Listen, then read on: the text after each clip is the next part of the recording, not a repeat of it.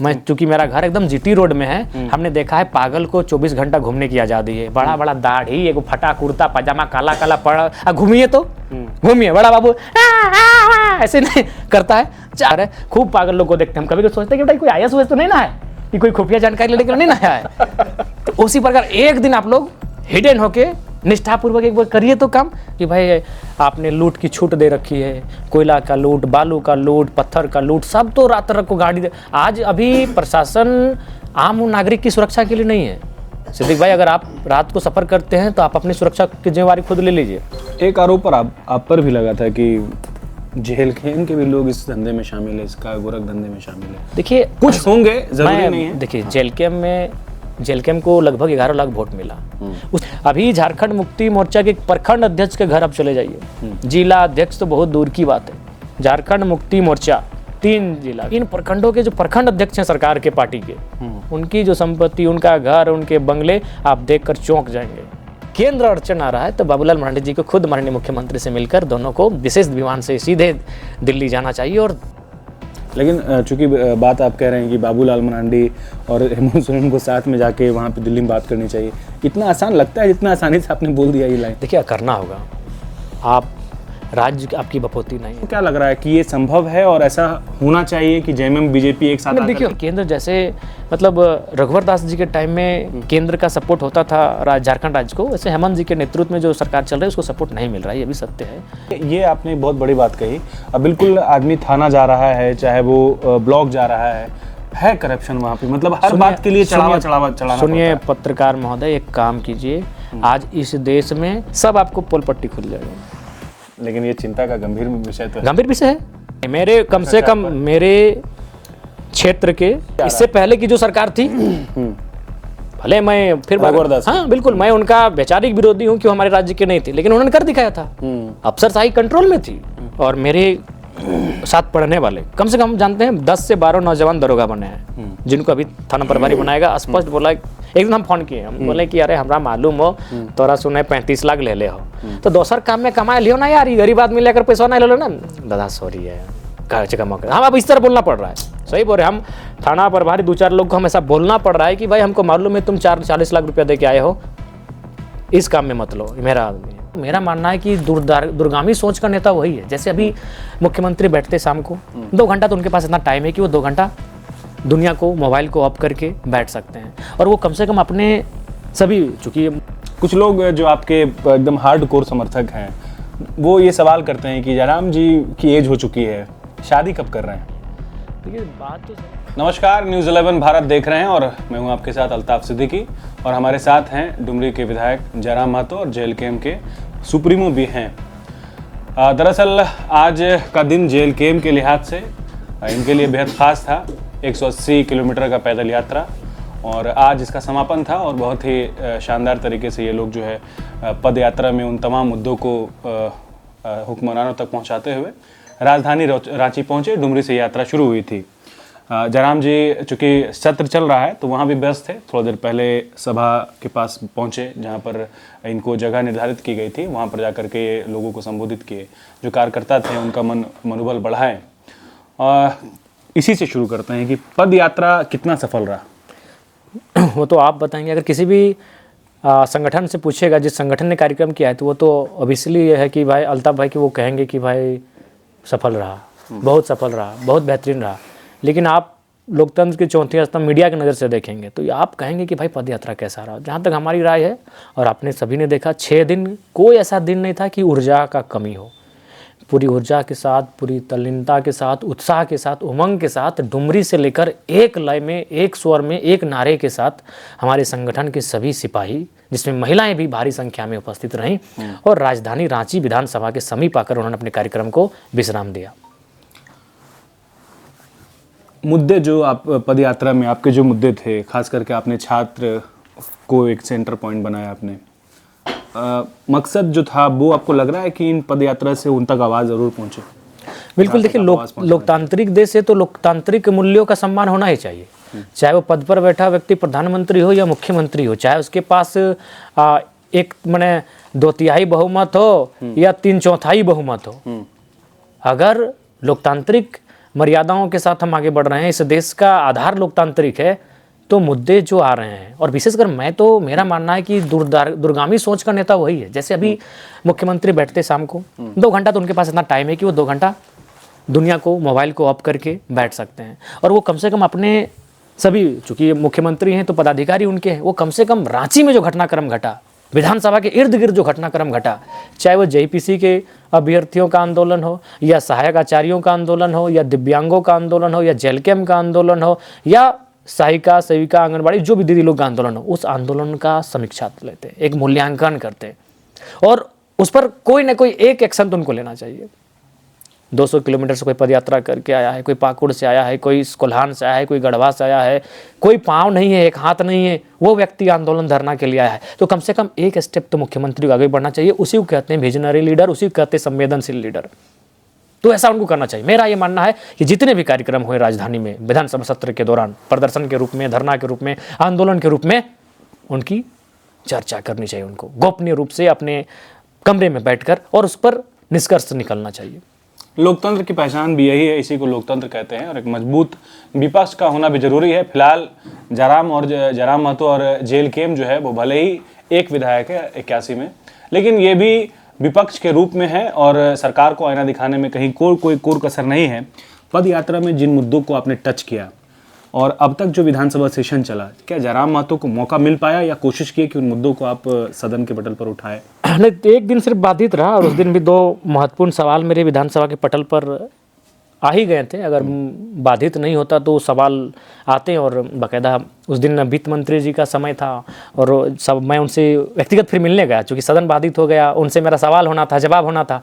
तो बोले कि जयराम जी आपका सवाल आए और एक दिन हमको पढ़ना ना पड़े, ये कैसे हो सकता है? बोला हम एक दिन स्पेशल सिर्फ आपके लिए पढ़ें कि आपने क्या पूछिएगा और हम क्या जवाब देंगे, लेकिन हम पूरा तैयार थे आपके बाउंसर झेलने के लिए। तो बड़ा अच्छा, मैंने बड़ा मोटिवेट हुए कि मैंने इस राज्य का एक सबसे अनुभवी मंत्री है, जो वित्त मंत्री सबसे बुजुर्ग मंत्री हैं, अनुभवी, वो हमको बोले। जब उनके केबिन में जाके बैठे तो बोले कि हम लगभग दिन भर आपके समय में 2 घंटा 3 घंटा में आपका जो विषय है उसको लेकर हम तैयारी किए हैं, और फिर हमको फाइल दिए कि देखिए सदन तो चला नहीं, लेकिन ये देखिए मेरा फाइल जो आपके सब्जेक्ट को लेकर मेरा तैयारी था। तो मेरे सवाल सदन पर आए थे, लेकिन उसका डिस्कशन ठीक से नहीं हो पाया, हालांकि उसका उत्तर हमें मिला। उसके बाद आज समय ठीक ठाक मिला, चूँकि आज बजट पे चर्चा होना था, तो उस पर मैंने सुझाया राज्य सरकार को कि भाई आपने लूट की छूट दे रखी है, कोयला का लूट, बालू का लूट, पत्थर का लूट, सब तो रात रात को गाड़ी आज अभी प्रशासन आम नागरिक की सुरक्षा के लिए नहीं है। सिद्दीक भाई, अगर आप रात को सफ़र करते हैं तो आप अपनी सुरक्षा की जिम्मेवारी खुद ले लीजिए। अभी झारखंड मुक्ति मोर्चा के प्रखंड अध्यक्ष के घर आप चले जाइए, जिला अध्यक्ष तो बहुत दूर की बात है। झारखंड मुक्ति मोर्चा 3 जिला, खासकर मैं अपने अनुभव से कह रहा हूँ, 3 जिला, रामगढ़ जिला, बोकारो जिला और आपका धनबाद जिला, और उसमें भी प्रखंड की जब मैंने बात की तो बागमारा प्रखंड को लीजिए, आप धनबाद सदर को लीजिए, आप अगर इधर बेरमो को लीजिए, बोकारो टाउन को लीजिए, इधर मांडू को लीजिए, इधर रामगढ़ को लीजिए, इन प्रखंडों के जो प्रखंड अध्यक्ष हैं सरकार के पार्टी के, उनकी जो संपत्ति, उनका घर, उनके बंगले आप देखकर चौंक जाएंगे। तो ये नाम लेने के इसमें किसी डर ही नहीं है, सच्चाई है, इसमें सभी एक है, एक मुश्त है। भले वो सदन में एक दूसरे के विपक्ष हैं कि भाई हम बीजेपी में हैं, हम जेएमएम में एक दूसरे के खिलाफ हैं, लेकिन इस कारोबार में सभी साथ हैं, मिलजुल कर सूझबूझ के साथ काम कर रहे हैं। एक आरोप पर आप पर भी लगा था कि जेल केम के भी लोग इस धंधे में शामिल है, इसका गोरख धंधे में शामिल है। देखिए कुछ होंगे, जरूरी नहीं है। देखिए जेल केम को लगभग 11 लाख वोट मिला।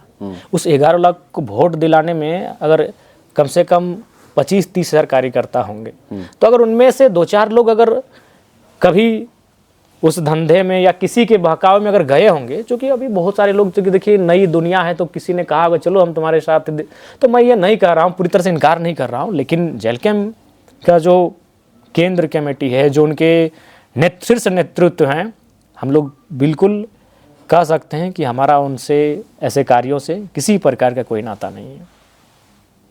जयराम जी, झारखंड में वर्तमान की अगर बात करें तो ज्वलंत मुद्दा क्या है जयराम जी के लिए, जेल केम के लिए? सबसे ज्वलंत मुद्दा है कि नहीं, सबसे पहला काम इस पर होना चाहिए और नहीं हो रहा है। देखिए, झारखंड का सबसे बड़ा मुद्दा आज कल भी वही था, आज भी वही है, और जब तक कंप्लीट नहीं होगा तब तक रहेगा स्थानीय नीति। जब तक डोमिसाइल पॉलिसी परिभाषित नहीं होगी तब तक यह राज्य कहीं ना कहीं अपनी हक अधिकार से वंचित होता रहेगा। ये राज्य, इस राज्य के आंदोलनकारी, इस राज्य के नौजवान, इस राज्य के किसान अपने आप से सवाल करेंगे क्यों हमने झारखंड लिया, हम हैं कौन? अगर सब झारखंडी हैं तो फिर हम कौन हैं? हमारे बाप दादा मर गए, मिट गए, जेल की यातनाएं सही, काल कोठरियाँ में हमने अपने दिन बिताए, रात बिताए, हमारा घर बिखर गया। बिल्कुल 1970 से 2000 के बीच लगभग कई हजार परिवार जो आंदोलन में सम्मिलित हुए वो आज तक स्ट्रॉन्ग नहीं हो पाए हैं। तो वो भी झारखंडी, हम भी झारखंडी, तो फिर राज्य हमने क्यों अलग लिया? तो स्थानीय नीति का परिभाषित होना ये बहुत ही आवश्यक है। जितनी आक्रामकता के साथ जयराम महतो विधायक बनने से पहले या फिर अपने आंदोलन के दौरान इस मुद्दे पर अटल थे, अड़िग थे, क्या अब भी हैं उतने बिल्कुल आक्रामक हैं? उतनी ही आक्रामक है और उतनी ही आक्रामकता के साथ हम मुद्दों को रखते हैं। अगर नहीं तो आज हमारे विधानसभा का डिस्कशन आप खोल के देख लीजिए, जो विधानसभा में आज बजट पे हमारा बहस हुआ, हमारी आक्रामकता में, हमारी उत्साह में कोई कमी नहीं है। जिस लय के साथ, जिस ऊर्जा के साथ, जिस अटैकिंग मूड में हम अपनी बातों को रखते थे, विधानसभा के भीतर भी मैंने उसी अटैकिंग मूड में आज बातों को रखा है।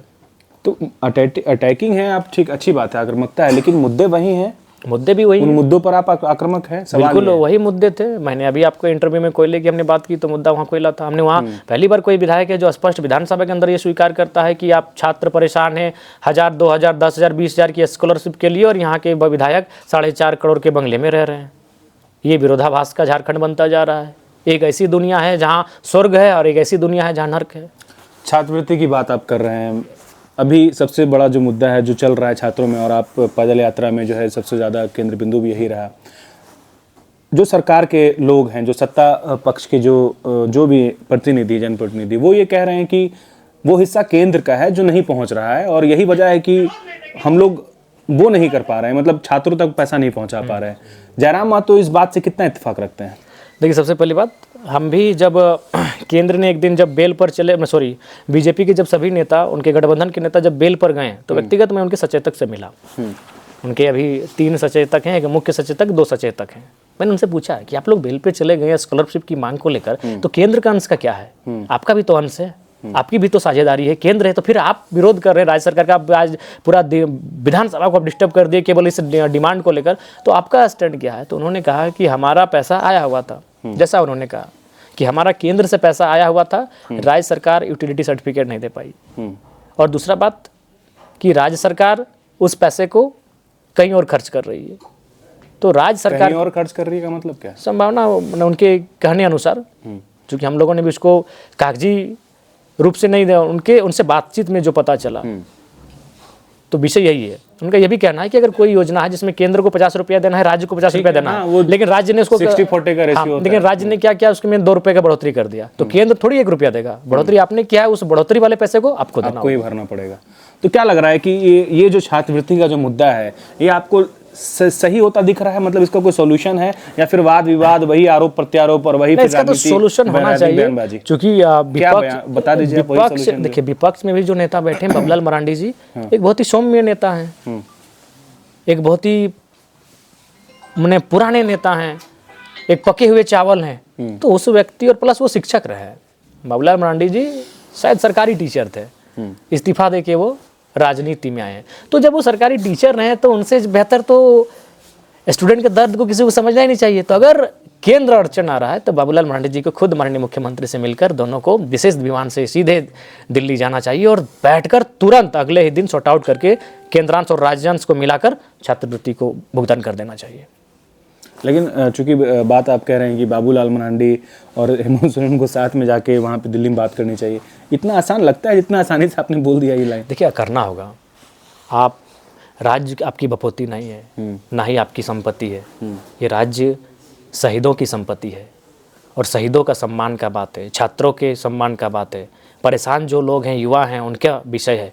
तो आपको कभी कभी अपनी हट धर्मिकता को छोड़नी चाहिए। मैंने कहा ना, सेल्फ ईगो नहीं होना चाहिए। मैंने उस दिन आपको इंटरव्यू में कहा था कि मैंने एक कंपनी से बात किया जो दक्षिण साइड का था, उसने 20 बार हमको तुम बोला। सही बात है, अगर मेरे सामने वो बात करता, हम तो कुछ नहीं बोलते क्योंकि हम समझ रहे उसका भाषा वही है। मेरे समर्थक उसको 2-4 चांटा मार देते हैं कि तुम्हें विधायक से तुम करके बात करोगे। हमने अपने ईगो को जेब में रखा कि यहाँ ईगो का मैटर नहीं करता है, यहाँ मैटर करता है उससे कि हम कितना देर बात करेंगे, उसको कैसे कन्विंस करेंगे और कैसे काम निकालेंगे। हमने काम निकाला, लगभग 20 मिनट हमने बात किया था। और जब हमसे बात किया तो आपकी जो सेल्फ ईगो है, आपकी जो हट धर्मिता है, उसको राज्य हित के लिए, छात्र हित के लिए त्यागना पड़ेगा। स्थानीय नीति का जो मुद्दा है उस पर कहीं कोई बात नहीं हो रहा है, ना पक्ष की तरफ से ना विपक्ष की तरफ से।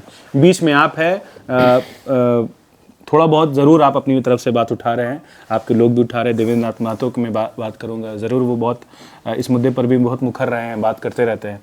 आपको क्या लग रहा है कि स्थानीय नीति का मुद्दा सिर्फ एक राजनीति का केंद्र बिंदु होता है जब विधानसभा चुनाव आता है, या फिर कभी भी ये मुद्दा जो है एक सेंटर पॉइंट बन जाता है और फिर अचानक से गायब हो जाता है, ना इस पे विपक्ष का कोई बड़ा नेता बोल पा रहा होता है और ना ही पक्ष की तरफ से? तो आपको क्या लग रहा है कि झारखंड की जनता इसी तरह से बेवकूफ़ बनते रहेगी, इसी तरह से क्या वो समझ नहीं रही है इन तमाम चीज़ों को? देखिए, झारखंड की जनता को भी समझना होगा और अपने राजनीतिक सोच को बदलना होगा। अभी इन नेताओं के माइंडसेट में बैठ गया है कि हम नीति बनाए या ना बनाए, हम योजना लेकर आए या ना आए, हमें समीकरण का वोट मिलता है। चाहे इंडिया गठबंधन का साइड हो या एनडीए गठबंधन का साइड हो, जब तक वोट समीकरण से मिलेंगे, उनके माइंड में ये ऑलरेडी बैठ चुका है, उनके माइंड में ये एस्टेब्लिश हो चुका है कि हमें समीकरण का वोट मिलता है। अगर 2 लाख पोलिंग होना है तो 70-80 हज़ार दोनों ही पार्टियों का वोट है। अब 10-20 हज़ार उन्हें कन्विंस करके लाना है, साम दाम दंड भेद करके लाना है और चुनाव जीत जाना है।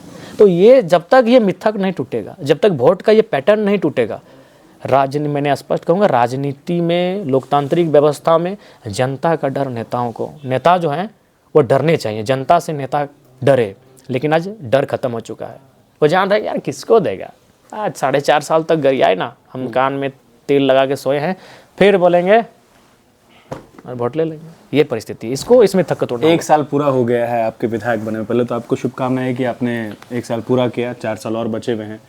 1 साल में जयराम जी कहाँ पा रहे हैं अपने आप को? जो मैनिफेस्टो था आपका, या जो इतना काम होना चाहिए, मतलब जयराम जी जो अपने क्षेत्र की जनता से वादा करके आए, लंबा चौड़ा वादा, और ऐसा वादा जैसे नामुमकिन जैसा लगता था, लेकिन फिर भी आपने बहुत कोशिश की। जैसे आपने अपने जो आपकी सैलरी है उससे आपने लोग छात्रों में बांटा, या फिर जो भी किया।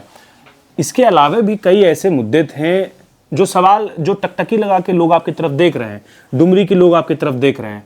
जयराम जी कहाँ पाते हैं अपने आप को? 1 साल की मैं बात कर रहा हूँ। नहीं, 1 साल की बात करें तो निसंदेह एक विधायक के रूप में हमने आपको संघर्ष करते हुए पाया है। इसलिए संघर्ष करते हुए पाया है कि मैं एक पार्टी का इकलौता विधायक हूँ और हमें सिस्टम से टकराना पड़ रहा है, सिस्टम से लगातार लड़ना पड़ रहा है। योजनाएं बाधित हो जाती हैं, योजनाएं रिटर्निंग होने के तैयारी लग जाती है, फिर उनको बहस करना पड़ता है, फिर उनमें जाकर हमें टकराना पड़ता है, फिर योजनाओं खींच के क्षेत्र तक लाते हैं। तो निसंदेह संघर्ष, विधायक के रूप में भी हमें संघर्ष करना पड़ा है, लेकिन कुल मिलाकर मैंने अपना अटेम्प्ट डुमरी की जनता को भी दिया है और झारखंड राज्य की भी जनता को दिया है। तो कहाँ दिक्कत कहाँ आ रही है? मतलब कोई ऐसा बड़ा वादा जो आपने किया हो और जो सरकार से समन्वय नहीं बन पा रहा है? नहीं, देखिए, वादा कोई भी सरकार बनाने के लिए कर कि भाई हम सरकार में आएंगे तो इन कार्यों करेंगे। जब सरकार में नहीं आए तो एक विधायक के रूप में आप उनसे अपेक्षा रख सकते हैं कि भाई हमारे विधायक हैं तो कम से कम ये काम होने चाहिए। एक विधायक होने के नाते ये काम उनके अधिकार क्षेत्र का है, उनके कार्य क्षेत्र का है, ये वो कर सकते हैं। तो उन कामों में हम अभी पूरी तरह से लगे हैं और कर भी रहे हैं। एक हाइपोथेटिकल सवाल है, हालांकि हाइपोथेटिकल नहीं कहूँगा, मतलब वैसे सोशल मीडिया पर 2-4 दिन पहले झारखंड की सियासी गलियारों में जो है एक चर्चा बहुत तेज़ हुई और जिस पर आपने भी अपनी प्रतिक्रिया दी। मैं फिर से वो सवाल आपसे करना चाहूँगा, चूँकि बीजेपी के लोग, जब मैं उनसे बातचीत किया, जब उनसे इंटरेक्ट किया, तो उन्होंने कहा कि खजाना खाली हो गया है, अब एक ही विकल्प बचा है कि जेएमएम को बीजेपी के साथ हाथ मिला लेना चाहिए। ऐसे में डबल इंजन की सरकार बनेगी तो जो वित्तीय जो जोखिम उठाना पड़ रहा है या फिर जो खजाना खाली है वो सॉर्ट आउट हो जाएगा। तो जयराम जी, इस मिथक, ये जो मिथक एक तरह का है और ये जो हाइपोथेटिकल टाइप का जो सवाल है, आपको क्या लग रहा है कि ये संभव है और ऐसा होना चाहिए कि जेएमएम बीजेपी एक साथ? देखिए, होना नहीं चाहिए, होना इसलिए नहीं चाहिए कि ऐसे में जनता के साथ विश्वासघात होगा। जैसे हम सिद्दीक साहब को पसंद नहीं करते हैं, भाई ये मुखिया के चुनाव लड़ रहे हैं, इनको हम पसंद नहीं करते, हमने वोट दे दिया देवेंद्र जी को। अब जीतने के बाद दोनों आप एक हो जाएंगे भैया, तो फिर चुनाव में अलग अलग लड़े हैं क्यों? तो हमने वोट इसलिए दिया है कि हम एनडीए की विचारधारा को राज्य में एक्सेप्ट नहीं करते हैं, इसलिए हमने इंडिया की आइडियोलॉजी को राज्यवासियों ने दिया। तो जितने बाद अगर वो एक हो जाते हैं तो ये राज्य के जो वोटर्स हैं, जो मतदाता है, उनके साथ ये उचित नहीं होगा। दूसरा बात, ये राजनीति है, राजनीति में कुछ भी संभव है। इससे हालांकि झारखंड में ऐसा बीच में कभी दल बदल की स्थिति नहीं हुई है। वो जब हैंग असेंबली होता था, जब किसी को पूर्ण बहुमत नहीं मिला है तो वो बनाते थे, फिर बिगड़ता था, फिर बनाते थे, वो हुआ है। लेकिन जब जब पूर्ण बहुमत से सरकार बनी है 2014 से, तब तक झारखंड में ऐसा कभी बाधित नहीं हुआ। ये भी सच्चाई है। जब पूर्ण बहुमत से किसी को नहीं मिला है, तब कभी 2 दिन इसके साथ रहें, 2 दिन उसके साथ रहें, ये हुआ है। तो संभावना कुछ भी हो सकता है और अंदर से कयास भी लगाए जा रहे हैं। और ये तो चर्चा है, चर्चा खजाने वाली बात पे क्या कहेंगे? नहीं, खजाने वाली बात भी सही है, क्योंकि केंद्र का कॉर्पोरेट नहीं मिल रहा है, ये भी सच्चाई है। भले राज्य की गलतियां हैं, लेकिन उसके बावजूद भी ये सच्चाई है कि केंद्र, जैसे मतलब रघुवर दास जी के टाइम में केंद्र का सपोर्ट होता था झारखंड राज्य को, वैसे हेमंत जी के नेतृत्व में जो सरकार चल रही है उसको सपोर्ट नहीं मिल रहा है, ये भी सत्य है। और जेएमएम के ही जो नेता है वो लगातार कह रहे हैं कि हम लोग एक विधायक होने के नाते उस समय जब प्रधानमंत्री गरम सड़क योजना होता था, उसकी जब अनुशंसा करते थे तो इतना किलोमीटर करते थे, इतने करोड़ों का करते थे। इस सरकार में प्रधानमंत्री छोड़िए, मुख्यमंत्री ग्राम सड़क योजना का शिलान्यास हमने अनुशंसा नहीं कर पा रहे हैं, ये परिस्थिति है। 1 साल का अनुभव कैसा है जयराम जी का, बताओ। ठीक ठाक रहा, मिला जुला है, सुख है, दुख है, संघर्ष है। ज़्यादा दुखी और ज़्यादा सुख कब था? नहीं, जब हम लोग जब कोई जिम्मेवारी नहीं था उस समय खेलते थे, कूदते थे, मेला घूमते थे। क्या बदलाव क्या आया, मतलब आमतौर पर क्या बदला 1 साल में? क्या बदलाव देखते हैं आप? बदलाव एक जिम्मेवार पद पर, एक उम्मीदों के पद पर लोगों ने लाके बैठाया है और चल रहे हैं। कुछ लोग जो आपके एकदम हार्डकोर समर्थक हैं, वो ये सवाल करते हैं कि जयराम जी की एज हो चुकी है, शादी कब कर रहे हैं? देखिए, बात तो सही है, लेकिन हम लोग पूरी तरह से जनता के मुद्दों के साथ, जनता के सुख दुख में हम लोग ढल चुके हैं। उसके बाद भविष्य में देखा जाएगा, इस पर भी हम लोग विचार करेंगे। आपकी दादी है, आपको मानती भी है? जी, आपको भी मानती है, आपको भी सुने पकौड़ी खिलाई थी, बोल रही थी। मैं बिल्कुल आपके घर गया था और बहुत ही मतलब उनका जो व्यवहार है वो होना चाहिए, वो दिखता है आपके आचरण में भी। जो गाँव में पले बढ़े ना, और खासकर उस दौर में जिनका उम्र अभी 70 साल, 80 साल, 90 साल है, चाहे जो भी है, गांव में जो परिवेश में पले हैं, भले वो आपसे झगड़ा कर लेंगे अपना गोतिया भयाद से, लेकिन जो लोग आते हैं उनका वो मेहमान नवाजी जानते हैं। पानी पूछना, उनके घर में खाना नहीं भी है तो पूछेंगे खैली की, भले वो बाद में फिर अपना गोतिया से सुबह लड़ ले, बारी में मुर्गी घुसने से लड़ ले, आलू बैगन चुराने के चक्कर में लड़ ले, लेकिन अगर कोई आगंतुक अगर आता है तो उनको दिल से भी लोग स्वागत करते हैं। पारिवारिक दबाव तो होगा ही कि भैया कर लीजिए ब्याह। पारिवारिक दबाव नहीं है, क्योंकि इसीलिए हमारे छोटे भाई का विवाह हुआ है और ठीक ठाक काम हो रहा है। जयराम जी का अपना कुछ सोच है या फिर ऐसे ही चलना है? नहीं, अभी तो कुछ बातें भविष्य के गर्त में रहती हैं, भविष्य तय करेगा। और कोई मुद्दा जो जिस पर बात होनी चाहिए ये पूरी सदन की कार्रवाई में? नहीं, देखिए, इस सदन में संभव भी नहीं है, कल बचा है और कल तो हमको लगता है कल चांस भी नहीं है। कल इसलिए चांस नहीं कि कल विधेयक का है, तो विधेयक पे कल बहस होगा और उसके बाद हमें लगता है कि फिर कल सदन कल के लिए होगा। और हाँ, परसों गैर सरकारी संकल्प होगा, जो हमें लगता है 8-9 बजे रात तक चलेगा। सीजीएल का मुद्दा, एक आखिरी सवाल आपसे लेते हैं, बातचीत लंबी हो जाएगी। सीजीएल में बहुत आप लोग सक्रिय रहे, खास करके JLKM JSSC का घेराव हुआ और ना जाने क्या क्या आप लोगों ने मतलब हैपनिंग्स हुए आपकी तरफ से, लेकिन जो अंततः जो हाईकोर्ट की तरफ से एक आदेश आया, जो फैसला आया, जिसमें सीजीएल के पक्ष में जो सफल अभ्यर्थी थे 10 को छोड़ करके जो नेपाल गए थे, तो इस फैसले पर जयराम महतो जी कहाँ खड़े होते हैं, कहाँ स्टैंड करते हैं? देखिए, इस पर अभी हम लोग बातचीत करेंगे कि इस रिजल्ट के बाद सकारात्मक है या फिर किन्हीं छात्रों में निराशा है, जिन छात्रों में आशा है, क्या उनकी प्रतिक्रिया है, उनके विचार क्या है। उस विचारों का एक मंथन होगा और विचारों के मंथन के बाद जो क्षण के आएगा, फिर हम लोग आगे इस प्रकार फैसले पर आपकी क्या प्रतिक्रिया है? वो हम फैसला होना चाहिए बिल्कुल। क्यों लंबे समय से पेंडिंग रखें, क्यों किसी का समय उम्र की सीमा को पार करे? सही समय रिजल्ट आना चाहिए। रिजल्ट के बाद जो लोग चयनित हुए उनको हमारी बधाई। जिस पद को वो धारण करे, गरिमापूर्वक उस पद का निर्वहन करें। ये हेमंत 3.0 या 2.0 जो कह लीजिए आप, उसको 10 में से क्या नंबर आप करेंगे? 6 साल का कार्यकाल और ये 1 साल का जो पूरा हुआ है, 3-4 नंबर, मात्र 3-4 नंबर। क्यों?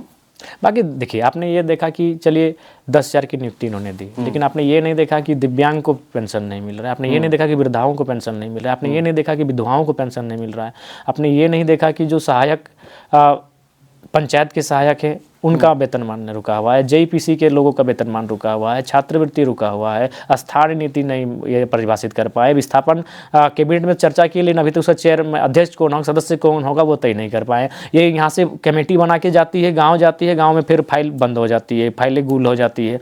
विधानसभा में तो जोरदार पोल पट्टी खुल गया इनका कि जो सवाल होते हैं उसका अधिकारी इतने माने अनियंत्रित हो गए हैं, अधिकारी इतने बेलगाम हो गए हैं कि सवालों को उत्तर नहीं दे पाते हैं, तो कितना नंबर देंगे? आपका डर ही नहीं है। सबको मालूम है कि हम लोग मैनेज करके आते हैं। अरे पहले लोग मैंने सुनते थे थाना प्रभारी BDO CO को 2-4 रुपया लेके इधर उधर करता था, अब SP DC तो छोड़िए, अब सेक्रेटरी लेवल पे पोस्टिंग हो रहा है, ट्रांसफर। उसमें अगर मतलब पैसा का खेल चलेगा तो राज्य को कितना तेजी से और कितना बेहतर नंबर देंगे और कितना बेहतर लेके जाएंगे। ये आपने बहुत बड़ी बात कही।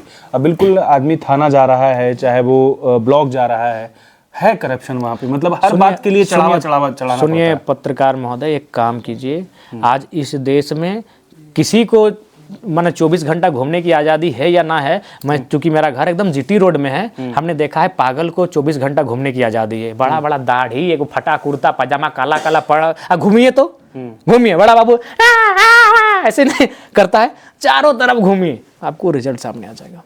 पागल को घूमने का कहीं रोक टोक नहीं। हम देखे हैं, GT रोड में मेरा घर है, खूब पागल लोग को देखते हैं। हम कभी सोचते हैं कि बेटा कोई IAS तो नहीं ना है, ये कोई खुफिया जानकारी लेने के लिए नहीं ना है।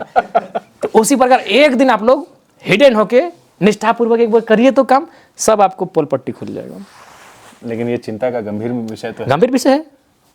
मैं सुनिए, टॉलरेंस पे काम हो रहा है। कुछ नहीं, मेरे कम से कम मेरे क्षेत्र के और मेरे साथ पढ़ने वाले कम से कम जानते हैं 10 से 12 नौजवान दरोगा बने हैं, जिनको अभी थाना प्रभारी बनाएगा। स्पष्ट बोला, एक दिन हम फोन किए, हम बोले कि अरे हमरा मालूम हो तोरा सुने 35 लाख ले हो, तो दोसर काम में कमाए लियो ना यार, गरीब आदमी लेकर पैसा नहीं ले लो ना। दादा सॉरी है, हम अब इस तरह बोलना पड़ रहा है। सही बोल रहे, हम थाना प्रभारी 2-4 लोग को हम ऐसा बोलना पड़ रहा है कि भाई हमको मालूम है तुम 40 लाख रुपया दे के आए हो, इस काम में मत लो, मेरा आदमी है, देख लो। ये बोलना पड़ा हमको, ओपन बोलना पड़ रहा है। छोड़िए, उनका नाम हम नहीं लेंगे किसी का, चूंकि कुछ, लेकिन चूंकि ये मुद्दा गंभीर है और इस पर देखिए कैसे लगाम लगेगा, ये संभव है? दिखता है आपको कि ये और कैसे नहीं? इससे पहले की जो सरकार थी, भले मैं फिर हाँ बिल्कुल, मैं उनका वैचारिक विरोधी हूँ कि हमारे राज्य के नहीं थे, लेकिन उन्होंने कर दिखाया था। अफसरशाही कंट्रोल में थी, ये सच्चाई है, इसको मानना होगा आपको। लेकिन यहाँ अफसरशाही बिल्कुल, सवाल का उत्तर नहीं दे रहा है जी। सुनने अभी 12 बजे, देखिए ना 12 बजे जाएंगे, सवाल डाल के आएंगे और 90% सुनने काल की जो सूचना हुई है उसका ये लोग उत्तर नहीं दे पाए, तो इससे बड़ा दुर्भाग्य क्या होगा। चलिए, जयराम महतो से बातचीत यही खत्म करते हैं, चूंकि मुद्दे कई हैं और ये अपने हिस्से का जितना हो पा रहा है उससे ज़्यादा कोशिश कर रहे हैं। और यही नहीं, केवल इनके पार्टी के जो भी मतलब जिम्मेवार लोग हैं, चाहे वो देवेंद्र जी हो गए या ऐसे जितने लोग हैं, वो बखूबी उन मोर्चों पर सरकार को ज़रूर घेर रहे हैं जिन पर विपक्ष को सवाल उठाना चाहिए। बात रही जहाँ तक कि स्थानीय मुद्दा का, तो उस पर भी मुखर ज़रूर हैं, लेकिन विपक्ष का होना क्या होता है ये ज़रूर जेल केम अकेले रह करके, इकलौते विधायक होकर के ये आईना दिखा रहे हैं। अब ऐसे में ज़रूरी है कि विपक्ष अपना जो है हिस्से का काम करे और झारखंड में जो मुद्दे हैं, जो ज्वलंत मुद्दे हैं, उस पर बातचीत हो, ना कि आरोप प्रत्यारोप और तमाम जो राजनीतिक बयानबाजी है उससे इतर हट करके काम करना होगा। राम जी, बहुत शुक्रिया आपका समय देने के लिए। धन्यवाद। अपने सहयोगी आयुष के साथ न्यूज़ 11 के लिए अल्ताफ सिद्दीकी, रांची।